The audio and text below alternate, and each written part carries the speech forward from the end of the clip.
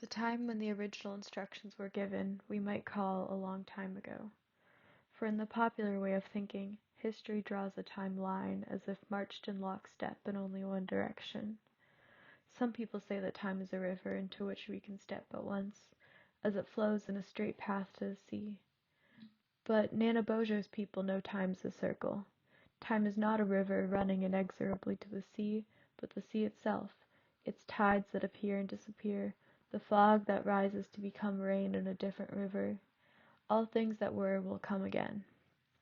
In the way of linear time, you might hear Nanabojo's stories as mythic lore of history, a recounting of the long-ago past and how things came to be. But in circular time, these stories are both history and prophecy, stories for a time yet to come. If time is a turning circle, there is a place where history and prophecy converge. The footprints of first man lie on the path behind us and on the path ahead. I feel the irony of trying to create media that speaks to Indigenous worldviews and perspectives in the first place, and I cannot speak for them at all, but I invite them as my collaborators, my guides, and my teachers. I can only show that I'm listening. I recognize the strength and the resilience it has taken to continue to resist colonization, to defend land and culture, to uphold a responsibility to it. I recognize that as an immigrant to this land, I have not faced the same struggles.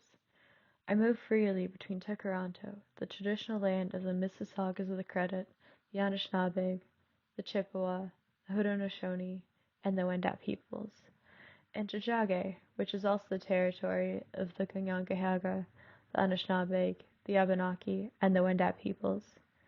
As I move through these spaces, I aim to move with a commitment to their history. I thank all the Indigenous people who have shared their words and their time both in our class and publicly, who made their wisdom available to be read or listened to. I thank the land and all the people, past, present, and future, that are a part of it. I thank those that understand it as their responsibility to take care of it for future generations, and who have been doing that work for thousands of years. I give thanks now, and aim to give thanks through the work I do moving forward, so that generations from now, maybe my gratitude will still be felt. Restoring land without restoring relationship is an empty exercise. It is relationship that will endure, and relationship that will sustain the restored land. Therefore, reconnecting people in the landscape is as essential as reestablishing proper hydrology or cleaning up contaminants. It is medicine for the earth.